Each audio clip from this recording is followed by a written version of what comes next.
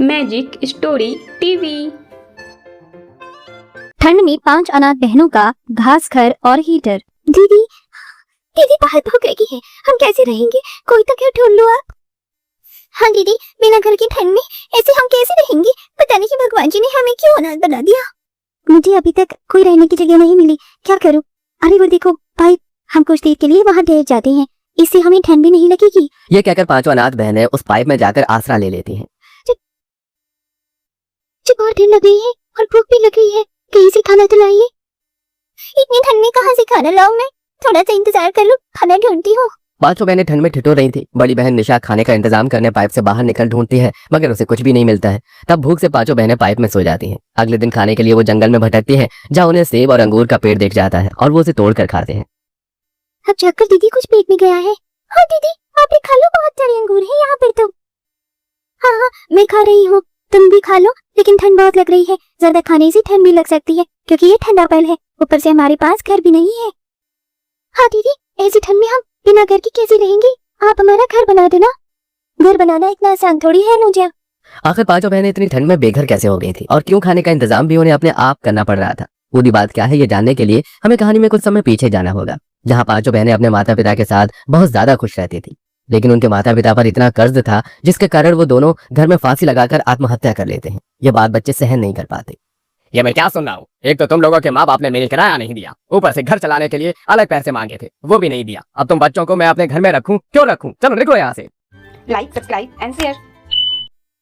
Uncle uncle, हम भाई बहनों के पास सिर्फ एक यही याद है मम्मी पापा की, और हम इतनी ठंड में कहाँ जाएंगे? आप हमें यहाँ से मत निकालो ना, बाहर बहुत ठंड है। ठंड है तो मैं क्या करूं? मैंने कहा तुम पांचों बहनों का ठेका ले रखा है, निकलो मेरे घर से। मालिक अपने हाथ से उनके माता पिता की फोटो निकालकर बाहर सड़क पर फेंक देता है और उनका जो भी कुछ पोटली कपड़े कम्बल का सामान होता है वो उन्हें दे देता है, जिसे लेकर पांचों बहनें ठंड में भटकती रहती हैं। दीदी बहुत ठंड लग रही है और अंकल ने हमें घर से बाहर निकाल दिया, मम्मी पापा की फोटो भी फेंक दे, अब हम पहुंच जाएंगे। तुम्हें ठंड लग रही है ना दोनों को? ये लो, हमारे पास एक ही कम्बल है, उन लोग तुम दोनों को ठीक लगेगा। दीदी आपने कुछ सोचा हम कहाँ जाएंगे? बिना घर की ऐसी ठंड में कहाँ रहेंगे? ऊपर से खाने का भी कुछ नहीं पता। अनुजा, ठंड की वजह से तो मेरे हाथ पैर सब सुन पड़ गए हैं।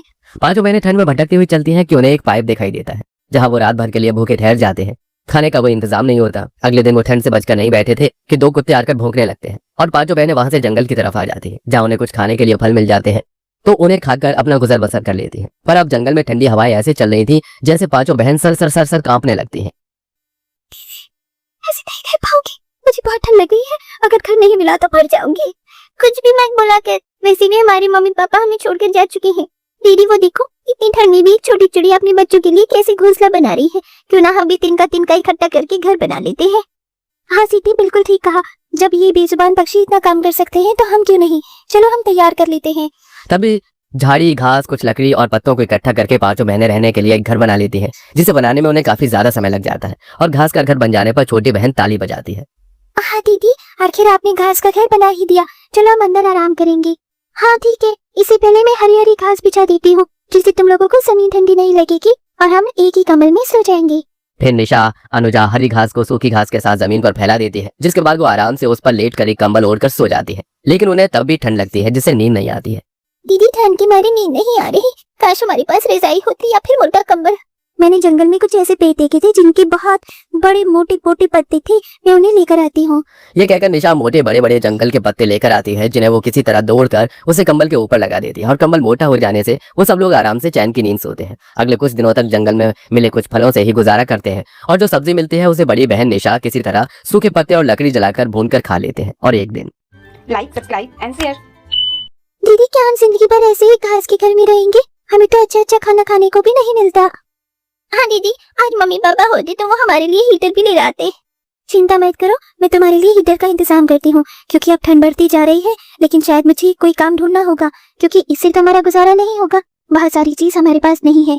अनुजा सीटी, तुम दोनों छोटी बहनों का ख्याल रखना, मैं कोई काम ढूंढती हूँ। ये कहकर निशा जंगल से बाहर चली जाती है, जहाँ काम न मिलने पर वो चाय की दुकान पर गिड़गिड़ाकर काम मांगती है, जिससे उसे बदले में कुछ पैसे मिल जाते हैं और वो ढाबे से खाना खरीद लेती है। जब वापस आती है तो उसे जंग लगी सरिया मिलती है, जिससे उसे घास का हीटर बनाने की तरकीब मिलती है और घास का हीटर फटाफट बनाकर अपनी बहनों के पास पहुंच जाती है और कुछ जली लकड़ी उसमें डालकर कहती है, देखो मैं आ गई और मैंने घास का एक हीटर बनाया है। ये हमारा ऐसा हीटर है जिससे बिजली की जरूरत नहीं है। दीदी हाँ, आखिर आपने हम बहनों के लिए हीटर भी बना दिया घास का। हाँ चलो अब खाना खा लो, मैं ढाबे से थोड़ा खाना लाई हूँ। दीदी सिद्धि दोनों बहनों का ख्याल रख लेगी, कल से मैं भी आपके साथ काम पर जाऊंगी। फिर मैं भी जाऊंगी। ठीक है तो फिर मैं भी जाऊंगी और मैं भी काम पर जाऊंगी, पर हम सब मिलकर काम करेंगे।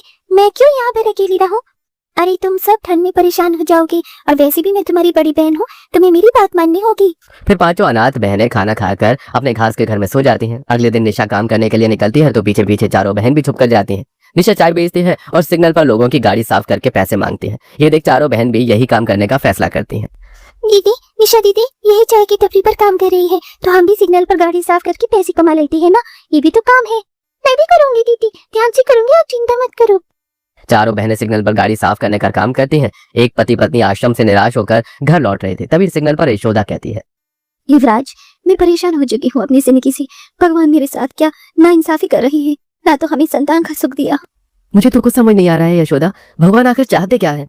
तभी आशा और पीहू उनकी गाड़ी को साफ करने लगते हैं और शीशे में ठक ठक करके कहते हैं, आंटी आंटी हमने आपकी गाड़ी बहुत अच्छे से साफ कर दी है, पैसे दे दो ना, अब हमने कुछ भी नहीं खाया आज। ये भगवान तुम कितने छोटे बच्चे हो, तुम्हारे कपड़े भी फटे हुए हैं, ठंड नहीं लग रही क्या तुम्हें? अंकल हम पांचों बहनों की मम्मी पापा नहीं है, वो भगवान जी के पास चले गए। क्या? आंटी हमारे पास तो घर भी नहीं है, मेरी बड़ी दीदी ने जंगल में घास का घर बनाया है और घास का हीटर। युवराज सिग्नल से गाड़ी हटाकर साइड में खड़ी करता है और यशोदा उन बच्चों को लेकर बड़ी बहन के बारे में पूछती है। Like subscribe and share. अरे तुम चारों यहाँ पर क्या कह रही हो? तुम्हें तो मैंने घास के घर में छोड़ा था ना, मैं आ जाती ना थोड़ी देर बाद किसी तरह खाना लेकर। और आप कौन हो? बच्चों मैंने अभी अभी तुम सबके बारे में जाना, तुम किस तरह से रह रहे हो। देखो मेरे पास भी कोई बच्चे नहीं है और तुम्हारे पास भी मम्मी पापा नहीं है। अगर तुम हमें अपना लो तो हम एक परिवार बन जाएंगे, क्या तुम रहोगे मेरे साथ? युवराज बोलो ना तुम भी बच्चों को। तुम हमारी जिंदगी में आ जाओ, हम पर विश्वास करो, हम तुम्हारा बहुत अच्छे से ख्याल रखेंगे और तुम्हें इतनी ठंड में ना घास के घर में रहना पड़ेगा और ना ही खाने के लिए भटकना पड़ेगा। ठीक है अंकल, तुम सब चलोगी ना इनके साथ? हाँ दीदी।